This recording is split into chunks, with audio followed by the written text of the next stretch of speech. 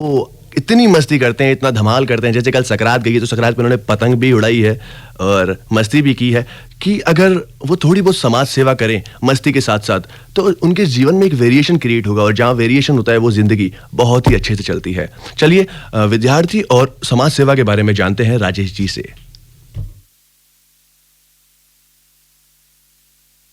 युवाणी कार्यक्रम सुनने वाले सभी दोस्तों को हमारा नमस्कार। दोस्तों, आप जानते हैं कि समय समय पर हम आपकी मुलाकात कुछ ऐसे लोगों से करवाते रहते हैं जो पढ़ाई के साथ साथ कुछ और भी करते हैं। जैसे आज ही लीजिए ना आप कि राजेश जी हमारे साथ बैठे हुए हैं और ये पढ़ाई के साथ साथ समाज सेवा का काम भी करते हैं। सबसे पहले राजेश जी, हमारे स्टूडियो में आपका स्वागत। Thank you sir. Rajesh ji, आप पढ़ाई और समाज सेवा, पढ़ाई पूरी होने के बाद तो समाज सेवा बहुत से लोग करते हैं, लेकिन आप पढ़ाई करते करते समाज सेवा कर रहे हैं। ये दोनों आप किस तरह से सामंजस्य बैठाते हैं?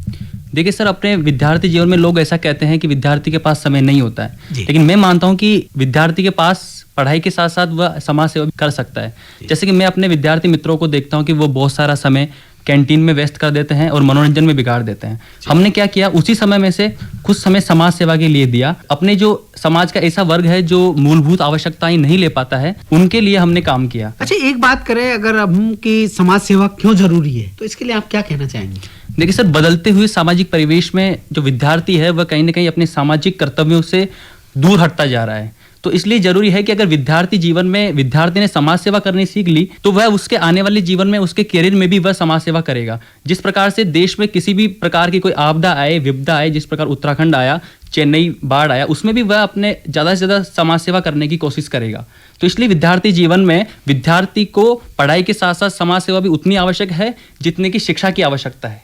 आपने अभी उत्तराखंड की बात की। Yes sir. तो उत्तराखंड में क्या आपने कुछ सहयोग दिया था? जब मैं एनसीसी कैडेट था, 2013 में उत्तराखंड फ्लड आई थी, उस समय एनसीसी हेडक्वार्टर से ये संदेश आया कि उत्तराखंड बाढ़ पीड़ितों के लिए आपको मिनिमम 2 रुपीज का कलेक्शन करना है प्रत्येक कैडेट से। लेकिन हमने इस मिशन को बड़ा करने के लिए हमने एक टीम बनाई और जयपुर के डोर टू डोर जाके हमने 85,000 रुपए का कलेक्शन विद इन 7 डेज, 7 दिनों के अंदर हमने 85,000 रुपए कलेक्शन किया, जिसमें कि हमारी यूनिट फर्स्ट थी। तो ऐसा, और उसके बाद मैं आपको बताना चाहूंगा सर, जैसे कि अभी रिसेंट में चेन्नई बाढ़ जो आई थी, उसके लिए भी हमने राजस्थान विश्वविद्यालय में एक अभियान चलाया 12 घंटे का, और उसके अंदर हमने 35,000 रुपए का रिकॉर्ड हमने कलेक्शन किया। अच्छा, अगर हम विद्यार्थी जीवन और विद्यार्थी समाज सेवा कैसे करें, इसकी अगर बात करें तो इसके बारे में आप क्या कहेंगे? सर, इसका उदाहरण मैं अभी आपको देना चाहूंगा कि अभी सितंबर 2015 में हमने एक अभियान चलाया था राजस्थान यूनिवर्सिटी में। उस अभियान का नाम था 2 रुपीज फॉर ए स्माइल, यानी मुस्कुराने के लिए 2 रुपए हमको कलेक्शन करना है। हमने उसमें हमारी टीम बनाई, उसमें हर एक डिपार्टमेंट्स में हम गए और उनको कहा कि आपको मिनिमम 2 रुपए देने हैं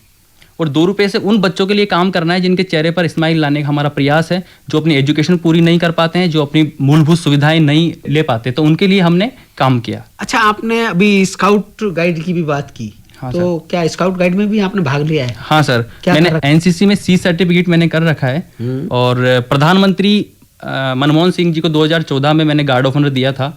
मैं राजस्थान से एक कैडेट था उसमें, और एनएसएस में भी मैंने राष्ट्रीय सेवा योजना जो है उसमें भी मेरे को नेशनल स्तर का अवार्ड मिला हुआ है और मैं बेस्ट वॉलंटियर था अपनी कॉलेज से सर। इसके अलावा आपने कब कब कहाँ किस तरह से भाग लिया, इसके बारे में हमारे जो युवा दोस्त है जो हमारे इस कार्यक्रम को सुन रहे हैं, क्या उनसे शेयर करना चाहेंगे? बिल्कुल सर। देखिए, मेरा युवाओं से एक ही निवेदन है। युवा ने सोच लिया ना कि मेरे को अपने देश से गरीबी मिटानी है, मेरे को अपने देश से भ्रष्टाचार मिटाना है, मेरे को अपने देश को राष्ट्रगुरु का दर्जा दिलाना है या बहुत ऊपर तक पहुंचाना है, तो वह है केवल युवा, यानी विद्यार्थी, जो जिसमें कुछ सीखने की क्षमताएं होती है। और मैं चाहता हूं विद्यार्थी को अपने पूरे दिनचर्या में से 1 घंटा समाज सेवा के लिए देना चाहिए, क्योंकि अपन को केवल गवर्नमेंट के भरोसे नहीं बैठना चाहिए, इस बात पर भी निर्भर करना चाहिए कि हमने हमारे जीवन में देश सेवा के लिए क्या किया है। राजेश जी, एक बात और आती है, इस कार्यक्रम को जो हमारे युवा दोस्त सुन रहे हैं, अगर हम ये बात करें कि वो भी पढ़ाई के साथ साथ समाज सेवा करे या कुछ ऐसा रचनात्मक कार्य करे जिससे हमारा समाज, जिससे हमारा राष्ट्र आगे बढ़े, तो आप क्या कहना चाहेंगे? बिल्कुल सर, इसका मैं एक एग्जाम्पल के द्वारा उनको बताना चाहूंगा कि जिस प्रकार अपना एक घर होता है, उसमें से एक ऑफिस जाने वाला कर्मचारी एक निश्चित उद्देश्य लेकर अपने घर से बाहर निकलता है कि मेरे को कमाना है और अपने परिवार का पालन पोषण करना है। जब एक मजदूर घर से निकलता है तो उसकी भी एक निश्चित उद्देश्य होता है। जब एक विद्यार्थी अपने घर से निकलता है तो उसका ये उद्देश्य होता है कि मेरे को करियर में कुछ बड़ा करना है। कोई अपने घर को बिल्कुल भी गंदा नहीं कर सकता। तो मेरा युवाओं से निवेदन है, क्योंकि मैं भी विद्यार्थी हूँ, मैं भी अपने करियर के साथ स्ट्रगल कर रहा हूँ, कि अपने जो सोच का दायरा है वो अपने घर की 4 दीवारें नहीं, उससे भी बढ़कर हमको सोचना पड़ेगा। इस देश को अपना घर समझना होगा, जिससे कि देश का भी विकास हो और देश में जो बुराइयां हैं वो खत्म हो। बिल्कुल, बहुत बढ़िया जानकारी राजेश जी आपने दी। अच्छा राजेश जी, एक बात आती है कि जैसे अगर हम विद्यार्थी है और समाज सेवा के साथ साथ और कोई रचनात्मक कार्य करना चाहें, कुछ करना चाहें, समय निकाल के, भाई देखिए पढ़ाई के साथ साथ किसी और काम को करने के लिए समय निकालना बड़ा टेढ़ा काम है। बिल्कुल सर। लेकिन जैसा कि आपकी बातचीत, आपसे जो हमारी बातचीत हुई उसमें से ये बात आई, कुछ क्षण भी निकाले आप, बिल्कुल सर। तो बहुत अच्छा है ये। तो आप चलते चलते हमारे जो युवा साथी है उनसे क्या कहना चाहेंगे इसके बारे में? बिल्कुल सर, मैं ये निवेदन करना चाहता हूँ कि वो केवल सोचना शुरू करें। इस विषय पर सोचेंगे तो काम ऑटोमेटिक करना वो निकल कर आ जाएगा। जैसे कि बहुत सारे काम अपन कर सकते हैं, जैसे कि हम ट्रैफिक लाइट पर रुके तो कुछ लोग क्या करते हैं, कॉइन्स बच्चों को दे देते हैं। तो मेरा निवेदन है कि उनको कॉइन्स न दे, अपने घर पे जो खाली बॉटल्स होती है उनमें पानी भर कर लाएं। तो आप उनको जब वो पैसे मांगे तो उनको वो बॉटल्स पकड़ा दें। अगर आप टिफिन शेयर करते हैं अपने दोस्तों के साथ, उसमें कुछ चपाती बच जाती है तो आप वो उस ट्रैफिक लाइट पर उन बच्चों को दे सकते हैं। तो इस प्रकार छोटी छोटी हेल्प के साथ आप काम कर सकते हैं। इसी के साथ समाज सेवा में सर, जैसे अभी भारत स्वच्छ भारत अभियान चल रहा है, तो आप एक सप्ताह में से कुछ घंटे आप अपने कॉलेज परिसर को दे सकते हैं। बेटी बचाओ बेटी पढ़ाओ अभियान है, उसके लिए भी आप काम कर सकते हैं।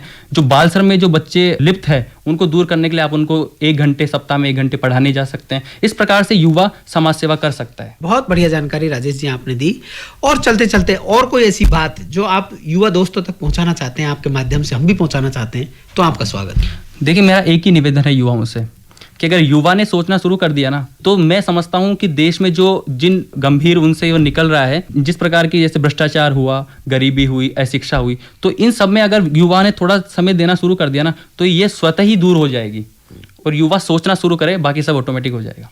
अच्छा, रोजगार की अगर हम बात करें तो पढ़ाई और रोजगार, कई बार ऐसा होता है कि बहुत से हमारे युवा दोस्त हैं, पढ़ाई करते हैं, बीटेक करते हैं और बहुत सारी डिग्रियां करते हैं, डिप्लोमा करते हैं, लेकिन उनको नौकरी हासिल नहीं हो पाती है। तो अगर हम पढ़ाई के साथ साथ रोजगार की बात करें, व्यवसाय की बात करें, तो उसके बारे में आप क्या कहेंगे? अभी भारत सरकार की कुछ योजनाएं सर ऐसी चल रही है जिसमें शिक्षा के साथ व्यावसायिक शिक्षा भी दी जाती है, जिसमें कुछ पर्टिकुलर डिप्लोमा होते हैं और उसके साथ आपको गारंटेड नौकरी देने का भी उसमें प्रावधान है। व्यावसायिक शिक्षा भी साथ में लेते हैं तो आपका रोजगार जो है उसमें सही है। देखिए श्रोताओं, राजेश जी ने हमारे साथ बहुत सारी बातें शेयर की और उम्मीद है कि ये जो बातें शेयर की, अगर आप इनको सुनेंगे, इन पे मनन करेंगे और कुछ क्षण अगर समाज सेवा के लिए निकालेंगे पढ़ते पढ़ते, तो बहुत अच्छी बात होगी ये, और ये हमारे लिए बहुत लाभदायक सिद्ध होगी। राजेश जी, आप आज हमारे इस कार्यक्रम में आए और आपने युवा, विद्यार्थी और समाज सेवा, इसके बारे में बहुत अच्छी जानकारी दी। इसके लिए आपको बहुत बहुत धन्यवाद। दोस्तों, आपने देखा कि किस तरह से इंसान को पास हर चीज़ के लिए टाइम होता नहीं है, निकालना पड़ता है। तो दोस्तों, आपको भी अपनी पढ़ाई के बीच में अपनी कुछ लाइफ के कुछ पार्ट को जो समाज सेवा है उसके लिए डेडिकेट करना पड़ेगा। और ऐसी बारे में अभी हमने आपको एक भेंट वार्ता सुनाई थी विद्यार्थी और समाज